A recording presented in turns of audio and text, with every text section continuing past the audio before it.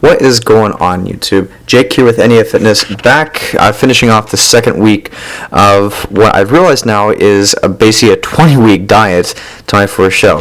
The show is officially June 3rd, the Tampa Bay Classic. Originally, I was considering doing two shows, the Suncoast Classic and then the Tampa Bay Classic, which were, I believe, about a week apart from each other. Just found out this week the Suncoast got canceled for 2017. So I was like, okay, well, hopefully the Tampa's still on. So I contacted the people in charge of the Tampa Bay Classic. Thankfully, fingers crossed, it was all good. So June 3rd, that is the date that I'm looking at. It is marked in my calendar. And yes, I'm basically going to be dieting down for 5 months out of my life for this first show. But, oh well, you win some, lose some. But the biggest thing I'm noticing after the second week is, again, no major changes. My carbs dropped a little bit, and that's really about it. I didn't do a lot of changes in the first a week or so. Biggest thing, like I said, was my coach and I were having different macros on training days versus, the actual off days. So carbs went down a little bit, nothing too crazy. And again, I'll post an updated version of what my diet is looking like now, at least what it's going to look like moving into this week, so for the third week. Because the first two, there weren't a lot of changes that happened. So the biggest thing I am noticing that is not affecting me, I'm just kind of like, is I don't have a cheat day anymore. In the off season, I used to have an entire cheat day on Saturday, which I basically would start the morning with IHOP and end with, pizza or Chipotle. Now, my day on Saturday and Sunday both start exactly the same as every other day of the week. I wake up, have breakfast, meal prep, work out, don't work out. Either way, my food is basically the same. Training is staying the same. My coach is kind of liking how I'm doing it, the instinctive training.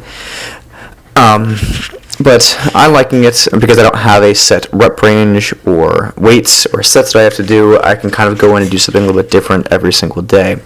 Now again, I still have muscles and certain exercises that I'm trying to hit, but it is a little bit easier when I don't have to constantly look at a piece of paper and say, okay, I did this much weight for this many reps last week, so I should try and do this for this. No, because that's not really bodybuilding. That's powerlifting. That's fine if you're doing powerlifting, but this is not the same sport.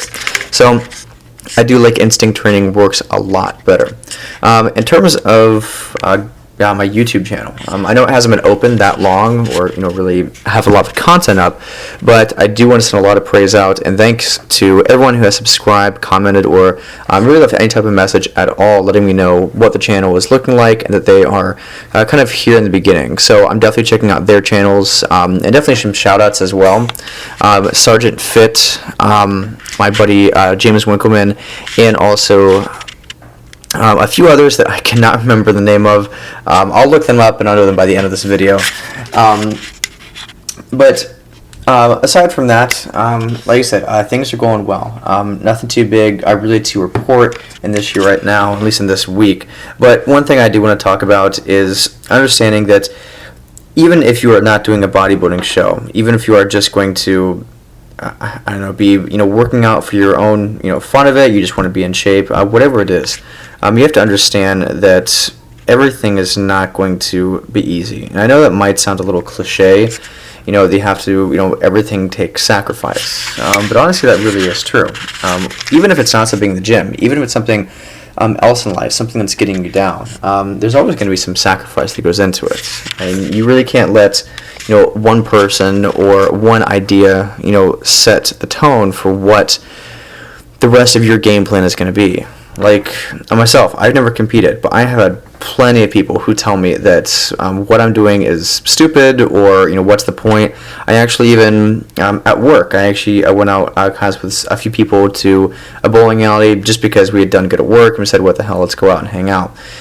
Someone that I didn't know very well, because I am fairly new to my job, I came up and he was drunk, but still, he had asked, he said, what are you good at? And I said, lifting weights. And he looked at me and said, who cares? Who cares if you lift weights? Who cares if you're in shape? And in my mind, I was like, you know what, you do you, but in my opinion, if you have certain morals or ideas about something, whether it's religion or personal beliefs or whatever, I can pretty much respect anyone's morals or judgment on one side of things, but don't try and criticize me for something that I personally believe in or something that I personally enjoy, because that's where it really kind of starts to get under my skin. Now, again, I'm a pretty peaceful person. I'm not going to, raise any whistles about it, but still. Understanding that this world right here, the world of working out, being in shape, bodybuilding, powerlifting, whatever it is, you're going to find those people who are very much behind you. Every single thing you do, they're going to understand, they're going to be with you, they're going to support you. But there are going to be a shitload more people who are the exact opposites. They're going to look at you with weird looks, weird tones, weird judgments without even knowing you personally. Just because you like to work out, you like to have something as a passion. Again, not even working out, something that's very near and dear to you, that you care very much about. Someone is always going to think it's weird. Someone's always going to come back at you and say, well, why are you doing this? Well, that's not normal. Or why this? Why that? Like I told someone one time that I was prepping for my first natural bodybuilding show. And I was kind of saying it just because we were conversing and I was getting to know someone. And the first thing I said was, so you're going to get all oiled up and get on stage in your underwear?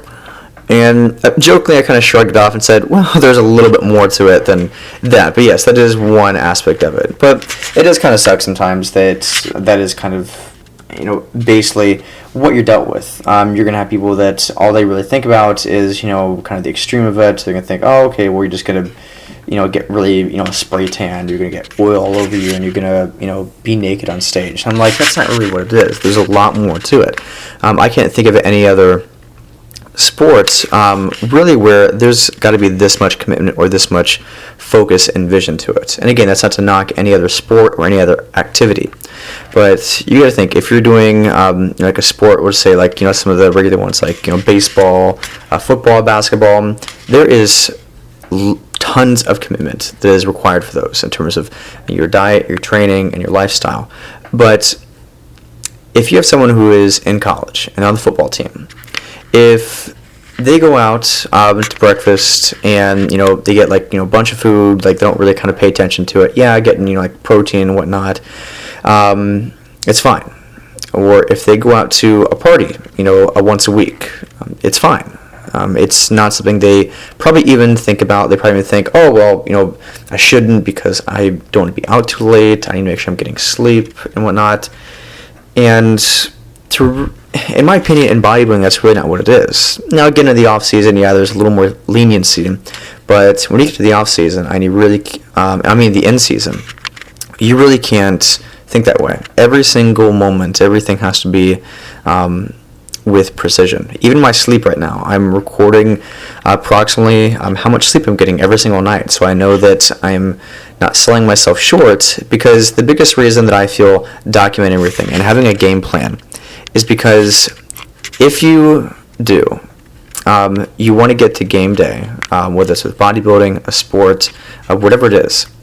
The worst thing you can do is get to game day and get the end of it and not perform as high as you would have liked to, but be able to look back and know that there was some place that you didn't give it your all, your 100%. So that's really what I don't want to happen. I don't want to get to the end of my first show and look back and think of multiple things that I could have done better, or with a bigger heart, or with more focus. So that's why I want to make sure I'm giving it all. You guys give it all. Make sure that whoever is bringing you down on all of these dreams you have, on your fitness goals, don't listen to them. Because you know what? That's their opinion. That's not you. Stick to it. And I'll see you next time.